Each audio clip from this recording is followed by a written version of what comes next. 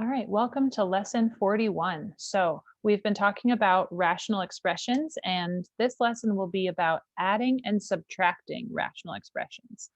Now, I will say this gets pretty complicated when you do not have common denominators, but notice the title of this lesson is adding and subtracting rational expressions with like denominators. So the problems you will see, thankfully for now, in this class will have common denominators. Eventually, in college algebra or other classes you might end up taking, you will need to learn how to add and subtract when you don't have a common denominator. But this is where we start. So we need to review just some basics about adding fractions, review of adding and subtracting fractions with common denominators. What you do is add or subtract the numerators while keeping the denominator the same. This only works if the denominator is not 0. Otherwise, the fraction would be undefined. So that's why you sometimes might see this little note if, the formula goes like this. A over C plus B over C equals A plus B over C. But then you see this note that says C is not equal to 0. It's basically saying this formula works as long as the denominator is not 0, which it won't be. But, if you ever see that little note, that's what it's saying. It's just saying, hey, we know it's not going to be undefined. For subtraction, the rule is similar. A over C minus B over C is equal to A minus B over C. This is just a more complicated way of telling you what you already know, which is to add fractions, you need a common denominator. You keep the common denominator, and then you just combine the numerators.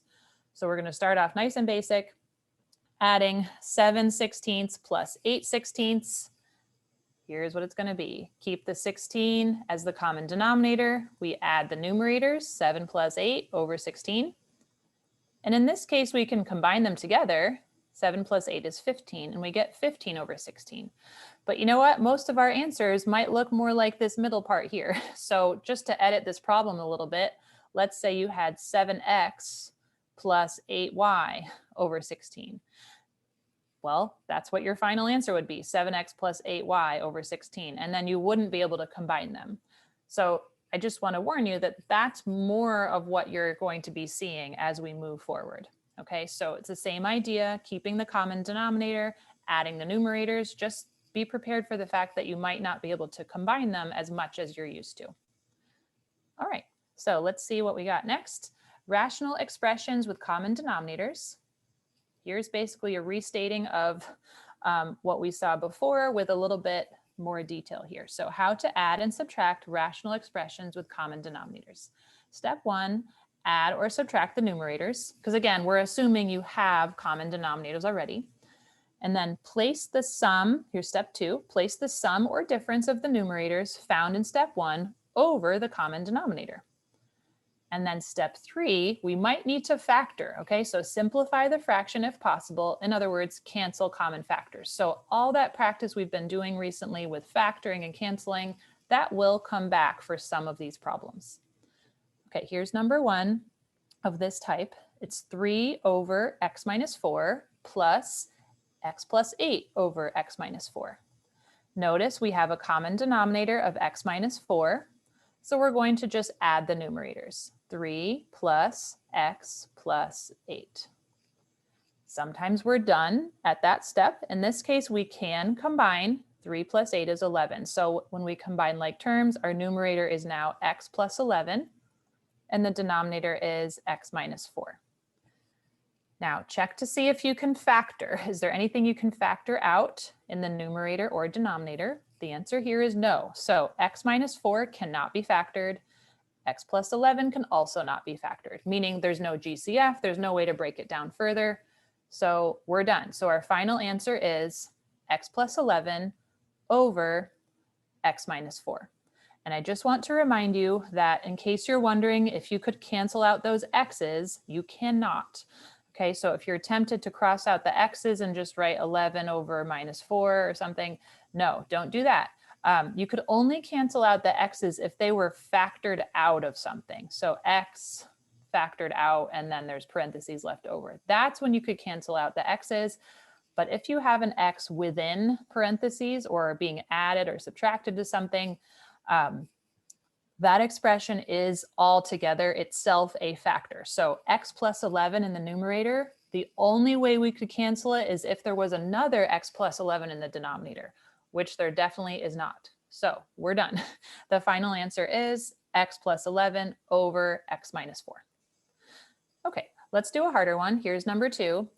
X squared plus 2x minus 2 over x plus 5, x minus 2, plus 5x plus 12 over x plus 5, x minus 2. Okay, so I just want to acknowledge that x plus 5, x minus 2, that's your common denominator. It's pretty big, it looks pretty long and messy, but it's a common denominator. It's exactly the same for both fractions, and it's already factored, which is great. That's actually nice and helpful for us. So leave it factored. What we're going to do after we copy it down, x plus 5, x minus 2 as our common denominator, we're going to start adding all the numerators together. So x squared plus 2x minus 2 plus 5x plus 12. I basically just copied all these terms together. Now let's combine like terms. We just have the x squared, and then there's this plus 2x and plus 5x. That becomes plus 7x. And then this minus 2 plus 12, we can combine those together, and that becomes plus 10. Okay, copying down the denominator. That hasn't changed. Now, in this problem, we can take it further because we can factor the numerator. So that x squared plus 7x plus 10, we can break that down. Okay, so we can factor that trinomial into 2 binomials. I'm setting up my 2 parentheses. X times x is x squared. Everything's positive, so I have 2 plus signs here. Factors of 10 that add up to 7, that would be 5 and positive 2. So x plus 5, x plus 2 is what we have for our numerator. Let me just highlight that so you know where that came from. Okay. So again, the numerator, x squared plus 7x plus 10, that got factored into x plus 5, x plus 2. Meanwhile, in the denominator, we still have x plus 5, x minus 2. So let's see if we can do anything else. Now that we've factored everything completely, is there any common factor or factors that we can cancel out? Look for something that's the same in the numerator and denominator. In this case, it's the x plus 5. So we can cancel those out. X plus 5 over x plus 5 is just equal to 1.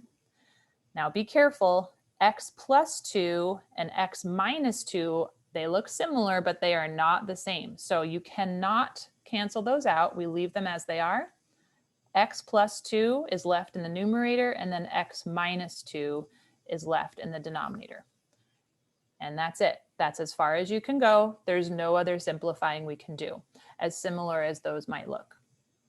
All right, good. So x plus 2, that's its own factor in the numerator. X minus 2, that's a factor in the denominator. Feel free to keep them in parentheses if you wish, or we don't need to, because those are the only expressions left for each of those parts. Okay, good. So next one is number 3. This is a subtraction problem. Okay, so we do need to be careful when we subtract. We are going to be subtracting the numerators, but when we subtract something that has more than one term, what I'd like you to do is distribute a -1.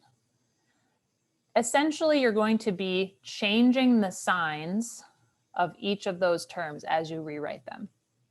Okay, so here's our problem. X squared minus 6x plus 3 over x squared plus 7x plus 12 minus x squared minus 8x minus 5 over x squared plus 7x plus 12. Okay, so first of all, we have a common denominator, x squared plus 7x plus 12. So I'll just copy that down first. I'm also going to copy down the first numerator, x squared minus 6x plus 3. Okay, but now, because I'm subtracting, what I'm going to do is I'm going to distribute a -1 to each of these terms, which means I'm going to change the signs as I write down these terms. So minus x squared instead of positive, and then negative times negative. See this minus 8x? It's now actually going to be plus 8x. And then this minus 5, we're subtracting it. So minus minus 5, that becomes plus 5. So my numerator now has x squared minus 6x plus 3 minus x squared plus 8x plus 5. Let's combine those together. X squared minus x squared, that actually cancels out. Minus 6x plus 8x, that becomes positive 2x. And then this positive 3 plus 5, that becomes positive 8 or plus 8. So my numerator is now 2x plus 8. And I still have the same denominator, x squared plus 7x plus 12. Okay, so we did our subtraction. We combined our numerators together. We kept the common denominator. Now is when we factor. So this is sort of part 2 of the problem. We're going to factor the numerator and then factor the denominator if possible. Our numerator, 2x plus 8, we can factor out a 2. And we're left with 2 parentheses x plus 4. In the denominator, it's a trinomial. X squared plus 7x plus 12. That becomes x plus 4, x plus 3. All right, so now we factor the numerator, we factor the denominator. There is a common factor of x plus 4, so we cancel those out. And here's our final answer, 2 over x plus 3. All right, we did it. So that was a pretty short set of examples in our notes. I'm going to pause here. As always, you have the basics of what you need, but there might be some variety that's missing here that we'll see in the homework. So I'm going to pause the recording and then I'll meet you over in our homework number 41, and we'll take a look at a few more examples there. All right, so let's take a look at some problems from homework number 41. Adding and subtracting rational expressions with like denominators. Okay, so number 1, when adding or subtracting two rational expressions with a common denominator, add or subtract the numerators while keeping the common denominator. That's a nice number 1. All right, yep, it's just reminding us about those formulas. Okay, number 2, a over c minus b over c, that should be equal to a minus b over c, with c not equal to 0. We saw that in our notes as well. So this is just some review, nice little warm up. Number 3, we're adding 3/7 plus 2/7. So 3 plus 2 is 5, that's 5/7. This isn't so bad. All right, 3/10 minus 1/10, that's going to be 2/10, which I'm going to need to reduce. So just a reminder, if you don't reduce, you're going to get this error message that says, although your answer is equal to the correct answer, it is not in the correct form. So that usually means you didn't factor all the way or you didn't reduce all the way. So for mine, this 2/10, it's going to be 1/5. All right, when are we going to get to some factoring? Here it is. Okay, here's a nice long one, or at least longer. Number 5, it says when subtracting rational expressions, parentheses are important to make sure that you subtract the entire numerator. Complete each numerator by A, filling in the parentheses, and then B, removing the parentheses, and C, combining like terms. Okay, so in our notes, I had us distributing a -1. So here's our problem, 13x over x minus 2 minus 6x plus 5 over x minus 2. What they're trying to prevent here is from you just subtracting the 6x, but then keeping the plus 5. You need to subtract both. So what we're going to fill in here, in our numerator, we already have 13x minus, and then in parentheses, we're putting the entire other numerator. So in parentheses, we have the 6x plus 5. Now is when we distribute that -1. So we're about to change the signs of not just the 6x, but also the 5. Okay, so 13x minus parentheses 6x plus 5. Distributing that as if it's a -1, that's going to become minus 6x and then also minus 5. Okay, and it says do not combine like terms. That's interesting. Usually it says to do combine like terms, but we're We're being told not to. Okay, 13x minus 6x minus 5. Do not combine like terms yet. All right. Now combine like terms. So now we simplify 13x minus 6x. That would be 7x. And then we're keeping that minus 5. Okay. Good. So really broke it down there, making sure that you remembered to distribute that minus sign. Because again, a common mistake here would be to just write 7x and then keep the plus 5, but it's actually a minus 5. And then the common denominator, of course, is still that x minus 2. Okay, number 6, that looks similar. I'm going to skip that one. Number 7, now we're getting to our first adding question. Add or subtract the following, then simplify. So it's x minus 2y over x plus y plus 3x plus 7y over x plus y. So the x plus y is the common denominator. We're going to keep that. And then we combine like terms in the numerator. I've been rewriting it in our notes before, but you can start combining right away if you want to. So this x plus 3x, that's 4x. And then the minus 2y plus 7y, minus 2y plus 7y, that's going to be positive 5y. So 4x plus 5y over x plus y. And as I've said a few different times, make sure that you don't cross out anything that you shouldn't. So if you're wondering, can I cross out the x's or the y's? I would then ask you, can you factor anything? So looking at the 4x plus 5y, can you factor anything out from those two terms? Do they have anything in common? And you cannot. So leave that as it is. Same thing with the denominator. The x plus y also stays as it is. So sometimes with rational expressions, we take it too far and we try to simplify when we really shouldn't. Okay, so we're done there. So 4x plus 5y over x plus y. I've put the 4x plus 5y in parentheses. You don't have to do that, but it's just kind of a good habit because a lot of times we have more than one factor. All right, it looks like we have a subtraction problem here, number 8. I might skip to a harder subtraction problem, maybe.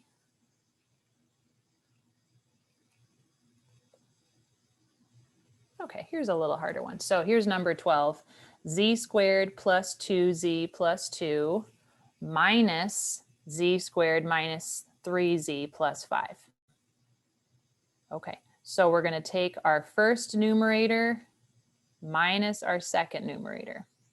So let's rewrite that second numerator with that minus 1 essentially distributed and with the signs changed. So here's what we'll do.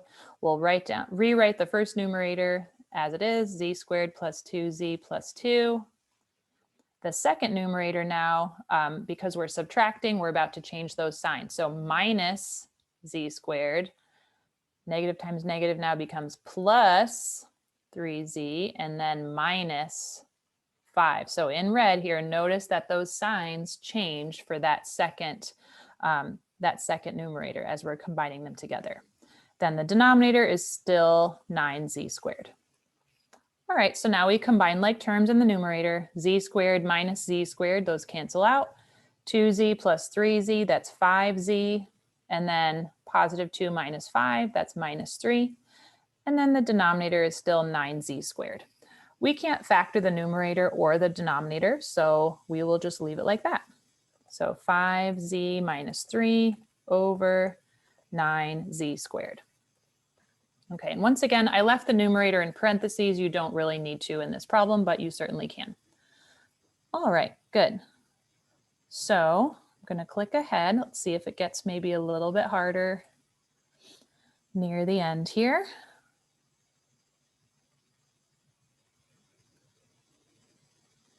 Yeah, this one might be good. Let's see.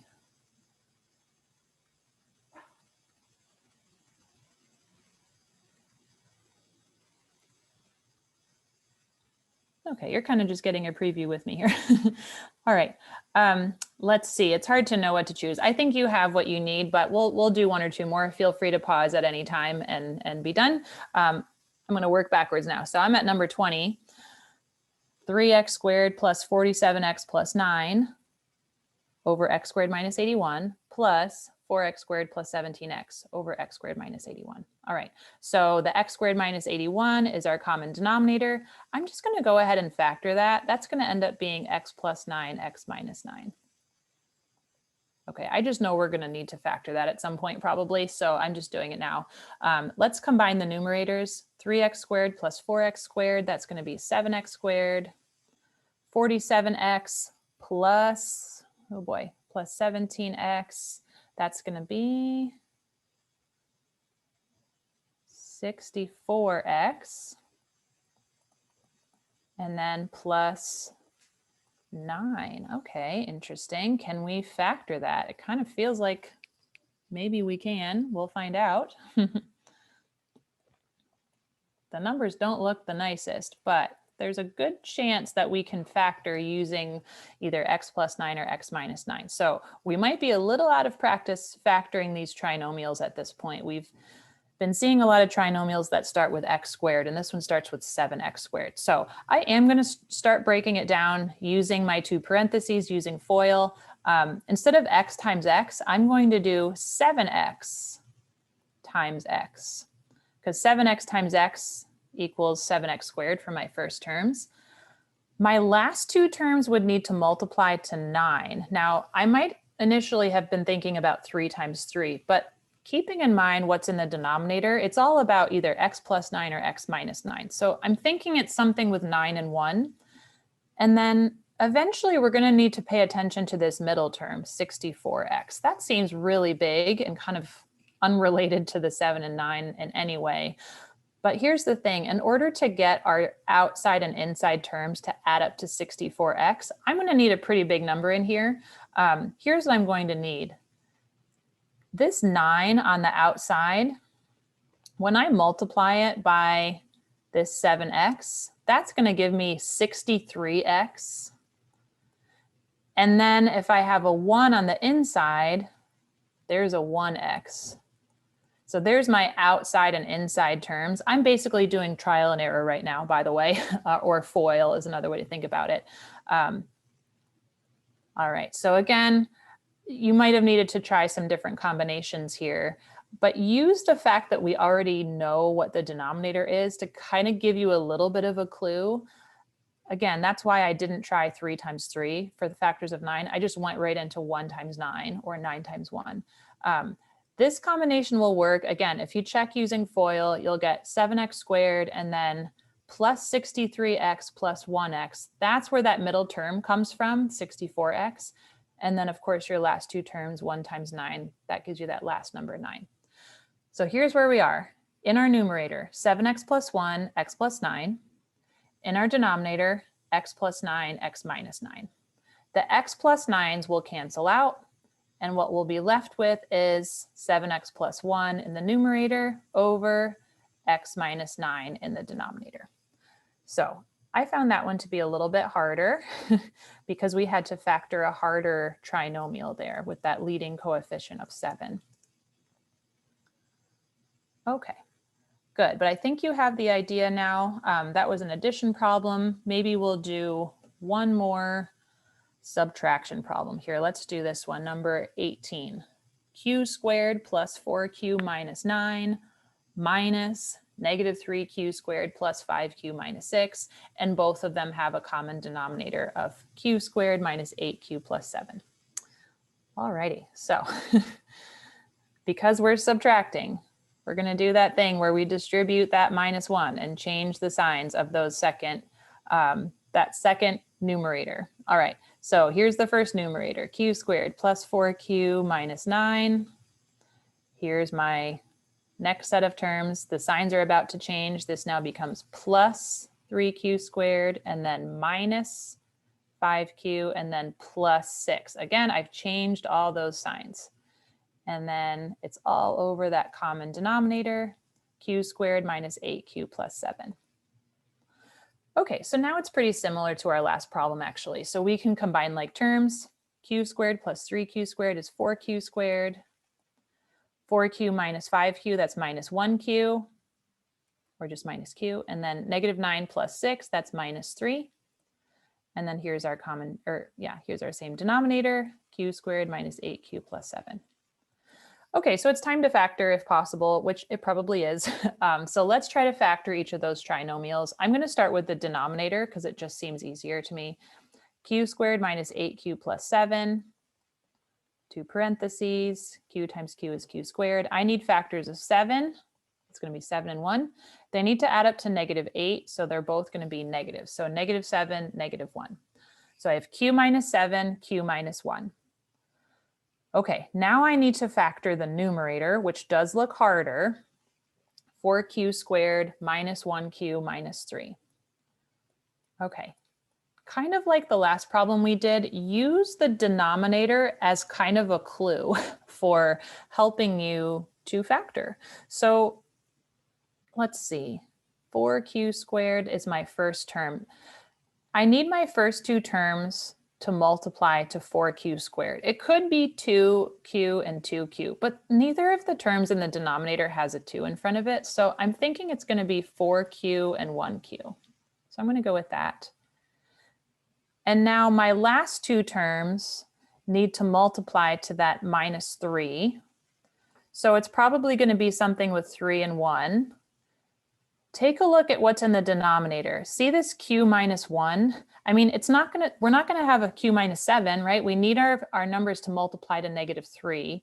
7 has nothing to do with that. So I'm thinking probably q minus 1 is going to be one of our factors up here. So let's try q minus 1, and then I guess we'll put a plus 3 with our other factor. So this is kind of a roundabout way of factoring. I'm still kind of using trial and error, but I'm really paying attention to the other parts of my problem to get some clues about what factors might work.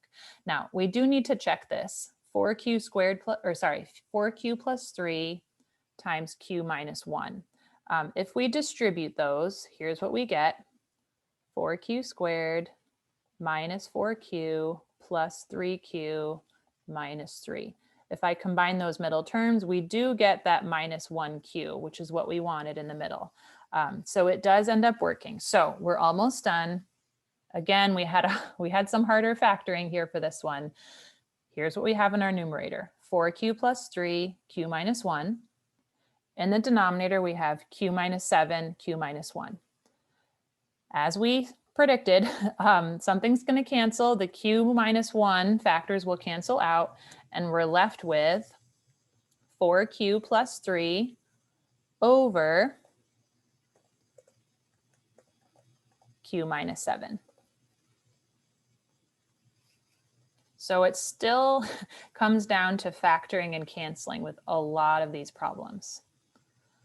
All right, good. So I think I'll probably end there. I was maybe going to do one more, number 17. I see this t cubed here. Here's what I'll leave you with for this problem, number 17. Just keep in mind when you are working on this common denominator later on in the problem, when you factor that denominator, start by taking out a common factor of t. So t cubed plus 3t squared minus 10t. Take out a t and you're left with t squared plus 3t minus 10. Then factor it more. So t, and then it'll become t plus 5, t minus 2. Okay, and then chances are, depending on what's going on in the numerator, you might have t and then some other factor, and you'll be able to cancel out the t's and then cancel out one of the other factors. That's what I'm thinking. So, okay, so we've made it to the end of lesson 41. As always, please let me know if you have any questions, and thanks for sticking with me. See you soon.